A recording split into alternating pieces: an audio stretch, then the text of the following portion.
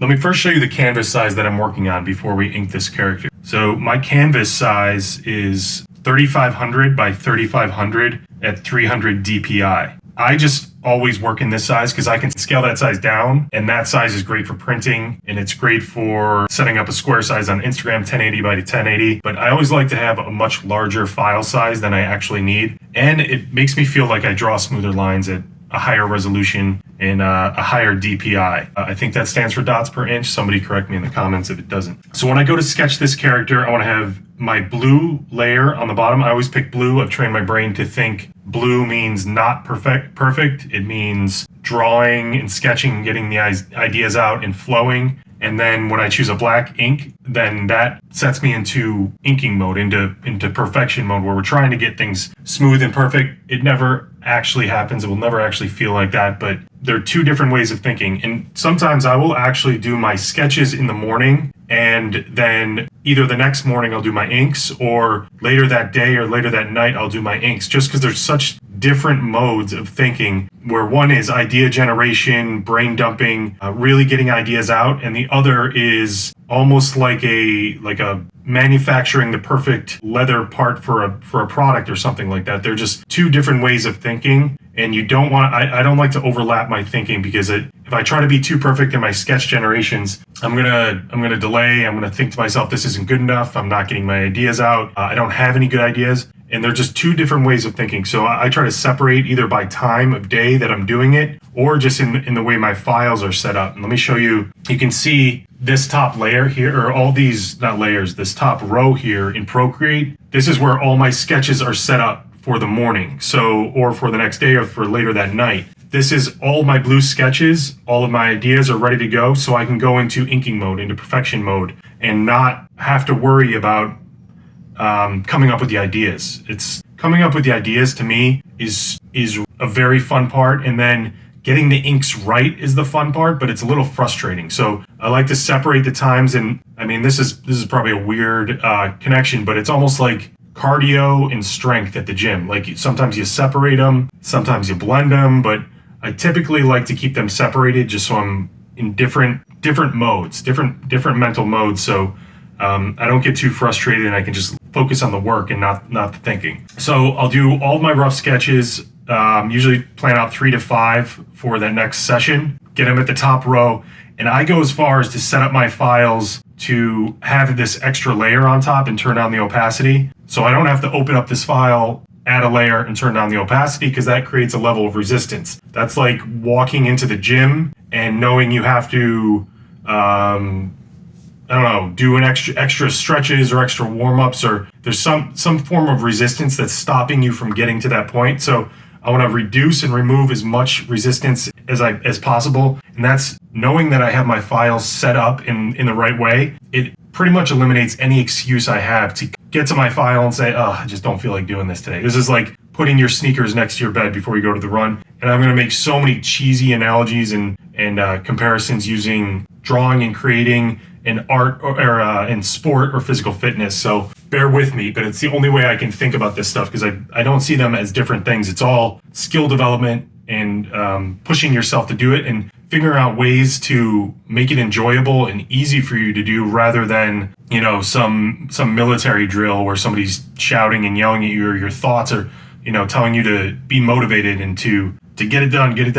It should be enjoyable. So there's ways to do that to make it enjoyable. So if I were waking up in the morning, this file would already be set up like this, with a 20% opacity and a new layer on top. And then I choose my Crunchy Cow pen, because that's my smooth pen, and just import it into Procreate by hitting this plus and going to import. Hit that import button, and then you can import the file directly, and it'll just show up in your Procreate, usually under the inking tab or wherever. I like to put it under the inking tab, or put it under whatever tab. Actually, maybe it just shows up under imported down here. So if it gets lost, just check that imported tab. So we have our character here. This is a coffee mug that says mom on it, and this is for Beastly Ballers trading card line. I don't know what else I'm going to turn these into. So as I'm inking this, I do want to keep the character in mind, like the feel and the energy of the character and what I want other people to feel. But I'm also just trying to get somewhat smooth lines going here. Let me show you 3 tips to to get those lines a little bit smoother. One is draw through your lines. See this handle here? Well, actually, the first step, zoom in to draw your lines. Make sure you're not zoomed out like this, trying to draw really smooth lines, because you don't know what they look like up close. So you want to zoom into like a medium to up close range. So when you draw, it's a little bit smoother like that. Now, when I say draw through your lines, you see we have this line here, and then we have this line here. You could have chosen to do this. You could have said, well, I have this outline. I'm going to draw this line and then switch to this line, and then come down here and switch to this line and switch to this line. There's not much variation in these lines, and these are a little bit scared, and you see some hesitation here. So what I do is you can draw through the line like that, and even that line doesn't look perfect to me. Doesn't look perfect. I'll take that one. And then you can add another layer on top of it and draw that one, and then go back down to your bottom layer and just erase that part of the line. So now there's less hesitation in your lines, and they draw, and I think I learned this from a tutorial, an Illustrator tutorial, where you draw through your lines and then you, I don't know if you outline them and release the lines in Illustrator, and then you can just tap them and delete the overlapping lines. But I brought that over to Procreate because I know that process of drawing through your lines is just going to reduce hesitation and reduce jitteriness. I think I just made that word up in your lines. So for circles, you can use the snap effect. I know I said I'm going to give 3 tips, but I'll just distribute those tips throughout this video because it's early morning here. I think I actually still have coffee going. No, I'm empty. So I just use the snap tool. When you draw, you can hold down the circle and then it snaps in place. You do get this little extra like bleed here from holding it down. So you need to go in and smooth that out if you really want super smooth line. I've sort of relaxed a little bit in my old age. Try to work with imperfect lines. So if I have like a little blip like there, can I extend that? Can I create some sort of additional line that just becomes a detail? And I got that from, I don't know what type of Japanese art, some sort of pottery where they take the cracks in the pottery and they fill it with gold paint or gold material, and then that makes the whole piece. But that's what I like to think. If I'm going for perfection and I fall short of that perfection, what is it in that falling short that I can turn into sort of gold? So I like to take those little blips that happen when you lock in your lines like that, and I say, can that be something? Can I blend that in? Can I make that something cool? So that's another way of thinking it's what's going through my mind when I'm trying to make these perfect lines. And I by no means am a perfect line artist. There's people like Enoch's Art. They take it to another level. So let's get moving with this. I'm gonna draw a few more lines and then I'll come back and we'll chat about them. Okay, so a couple things I did there. When I drew, I know the angle that I like to draw at in order to get smooth lines. So I know I like this down line here is a pull versus drawing it as a push. See, this push is going to be a mess. The pull, I have a little bit more control. I feel like I use like the muscles I just lock out my arm and sort of use the muscles almost in my back or my shoulder to pull the line rather than drawing like that. Like if you draw like that and you bend your wrist and all the movement comes from your wrist, this is going to be a lot more jittery than sort of locking out your arm and pulling through. Another thing I did here, I think I pushed this line. So I did a pull and a push, but notice that I twisted the Procreate canvas to do that. So I got for this line up top, I can already tell that I'm not going to push it like that. I'm going to push the top and then pull most of it. I find that there's like much more grace in a pull like that than if I try to push it. And I don't know if it's because the movement comes from more of the rotator cuff than the back here. That's just something I find that helps is a little bit more pulling than pushing and twisting your canvas so it makes it easier to pull. If it was like this and then I'm going sideways like this and I'm using all of my shoulder, if I twist the Procreate canvas and then pull, I'm using I don't know if it's using a larger muscle, but it's a little bit smoother than using these tiny muscles that sort of are jittery. So let's twist this. With interior lines, I'm putting a little bit less weight than the exterior lines. So I want these interior lines to be a little bit thinner, and I want bottom lines to be a little bit thicker, and I can go back and increase the size of these lines. I don't do it too much these days. I used to get hung up on the perfection and the weight of each lines, like looking at Ren and Stimpy and following artists in the 90s. What was the Rocco's Modern Life and other cartoon series, and I thought I needed to make my lines weighted on the bottom perfectly like that, but I just try to do it a little bit and a little bit better every time, and I don't spend too much time or worry if it's not perfect. So I'm going to draw the base of this character first, and then we're going to go through and add the details on top. So at the bottom, we have some sugar packets. I do want to make these different colors, but I'm going to draw them black lines for now, and we're going to test out a different color stroke on them. And I'm going to throw in some details. I love Shel Silverstein drawings as a kid, and these little dots that I put, these little messes, are sort of an ode to Shel's drawings. I always bring them into my drawings, and they also remind me to not keep, it means my drawing is not perfect, does not need to be perfect. And I always found the simplicity of his drawings to be amazing, because he created hits with the most basic drawings. I envision him in his studio drawing like 100 of those drawings a day.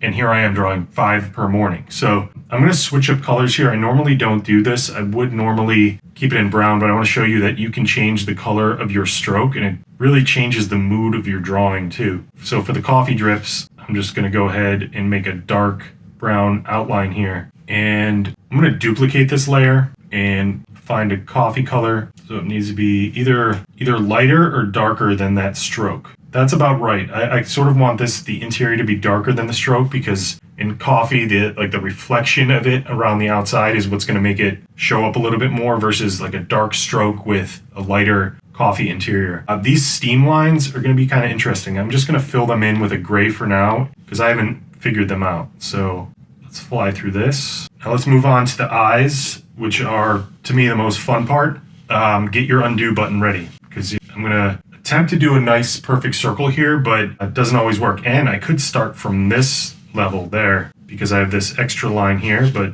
I'm going to start up top, and I'm going to pull through, see if I can snap it. Not bad. I have a little bit of mess up here. I can never quite clean these up just right. So I need to just be satisfied with imperfection there. But if you have a style that, is not perfect, it's going to be fine, because I put little messes and drips to remind myself to try to not be perfect. I'm aiming for perfection, but I always throw it out the window, because that's, you're never going to be satisfied if you're going for the perfect lines. Let's get some pupils going in here. Once you get the pupils in, to me, the character really comes to life. And I want it's once you add the reflections to the eyes, and I like experimenting with different reflections, maybe putting some dots up top. To me, that reflection, that like twinkle in the eye, that is what gives your character's life. Like sometimes you can do just a basic black dot, which is cool for I think that works for animations with bigger budgets that don't have time to drop all those reflections in, or adult humor cartoons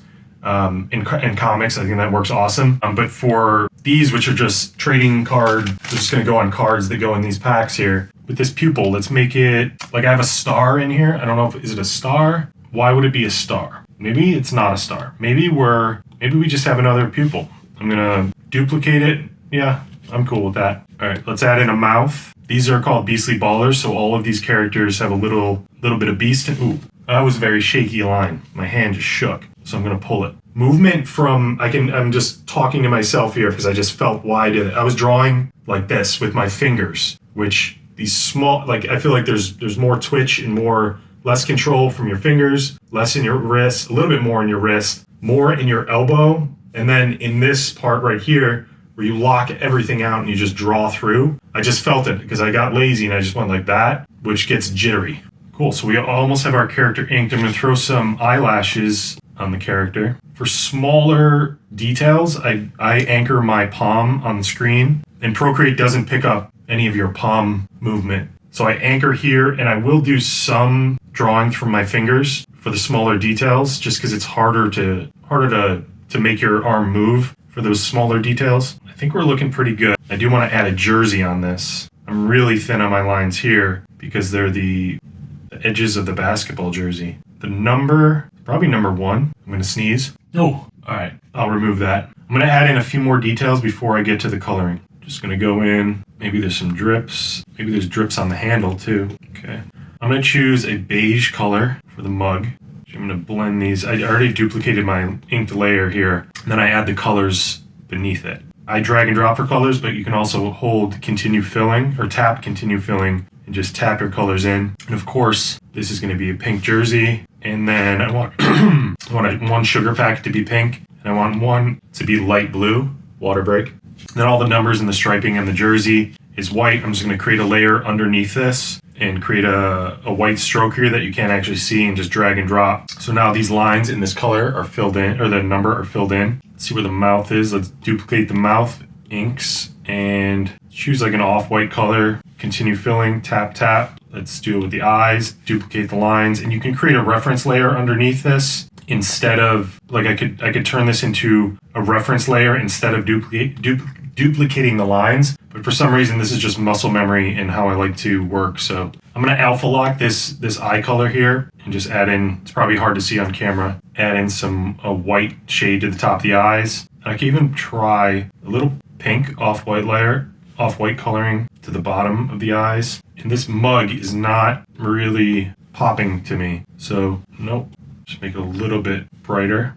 Usually I do my shadows first, but I just want to get the color of this mug right first. So the base color of this mug is pretty much already set. Now let's go in and do the shadows, and then we'll work on the smoke at the top, or the whatever that's called, the steam. So for shadows, I create a new layer. I drop the opacity to about 20%. And after you draw the layer, you can sort of mess around with the opacity. And then I set the layer to multiply. And you can alpha lock, or let's see, can I create? No, let's just, could select here. And this selects all of the artwork on the layer. And then I could draw over it. So when I draw through here, it doesn't cross over the boundaries of the artwork. So let's throw in some shadows here. And the way I'm choosing shadows is just thinking that the light source is coming from above here. My hand's a little bit shaky this morning, you can see it. So I'm just thinking to myself, if that light from above were hitting these objects, where would the shadows fall? I'm actually gonna move the shadow above the coffee because the coffee would probably drip around the edges a little bit here.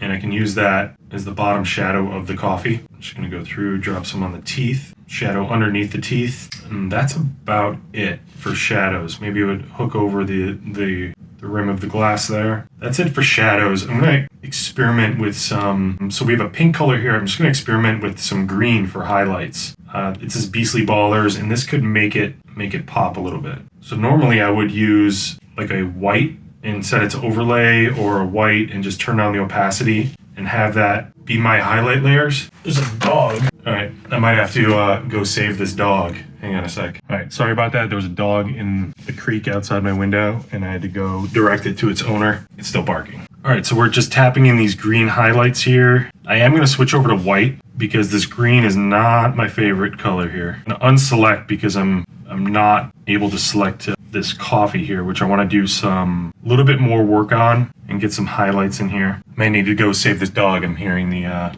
owner not able to get it across the finish line. We are approaching the finish line on this drawing. I'm gonna add a shadow in here at the bottom. And what I do with shadows is I drop in like a black blob, and then I go motion blur. I stretch it out, and then I turn down the opacity. And a lot of times I'll duplicate this layer and shrink down another one and make the center a little bit more concentrated. I find that just creates a little bit more of a realistic shadow. Let's see if there are any other details. At this point, I'm gonna turn off my sketch layer underneath. And I see that my steam is on the same layer as that white spot, so I'm just gonna paste it again. Let's see if we can Gaussian blur this. Gaussian, I don't know. Okay, and now I'm gonna alpha lock it, and I'm just making this up completely. Grab a soft airbrush and see if we can just select one side of it. Just add some thinner stripes. I want this to be blurry.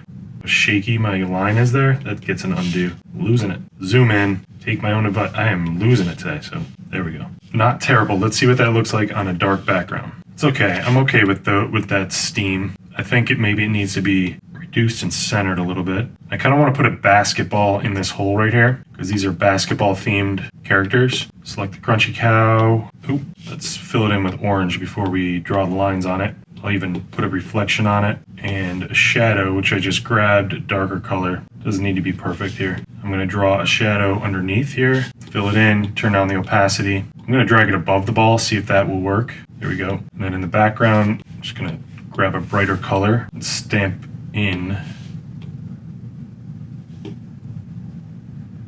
Done. That wraps up our Procreate drawing. Hopefully you learned a little bit more about prepping your drawing and drawing smoother lines. I'm going to get back to work and work on mine because I still have some room for improvement. See you in the next video.